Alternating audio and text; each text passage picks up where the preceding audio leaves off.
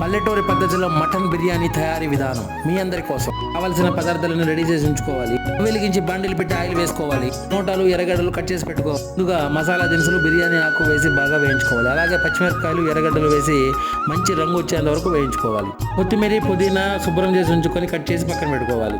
పెట్టుకున్న కొత్తిమీర, పుదీనాతో పాటు అల్లం తెల్లగడ్డ పేస్ట్ కూడా వేసి వేయించుకోవాలి. రుచికి తగినంత ఉప్పు కూడా వేసి బాగా వేయించుకోవాలి. అలాగే కారం, ధనియాల పొడి కూడా వేసుకోవాలి. ఉడకడానికి సరిపడా నీళ్లు కొన్ని వేసుకొని బాగా ఉడికించుకోవాలి. మనకు కావలసిన విధంగా మటన్ కట్ చేసి శుభ్రం చేసి పక్కన ఉంచుకొని మటన్ కూడా వేసి బాగా ఉడికించుకోవాలి. చూస్తున్నారు కదా ఎలా ఉందో, నోట్లో అలా జలం అలా ఊరిపోతుంది. బిర్యానీకి కావాల్సిన నీళ్లు పోసుకొని అలాగే పెరుగు కూడా వేసుకొని నిమ్మరసం కొద్దిగా వేసుకొని బాగా ఉడికించుకోవాలి. ముందుగా నానబెట్టి పక్కన పెట్టుకున్న బాస్మతి రైస్ కూడా వేసి బాగా ఉడికించుకోవాలి. ఇలా తక్కువ మసాలాలతో పల్లెటూరు పద్ధతిలో చేసే రుచి అయితే అద్భుతంగా ఉంటుంది. మీరు కూడా ట్రై చేయండి ఫ్రెండ్స్. బిర్యానీ అయితే రెడీ అయిపోయింది. మా అన్న టేస్ట్ చేసి చెప్తున్నాడు, సూపర్ ఉంది.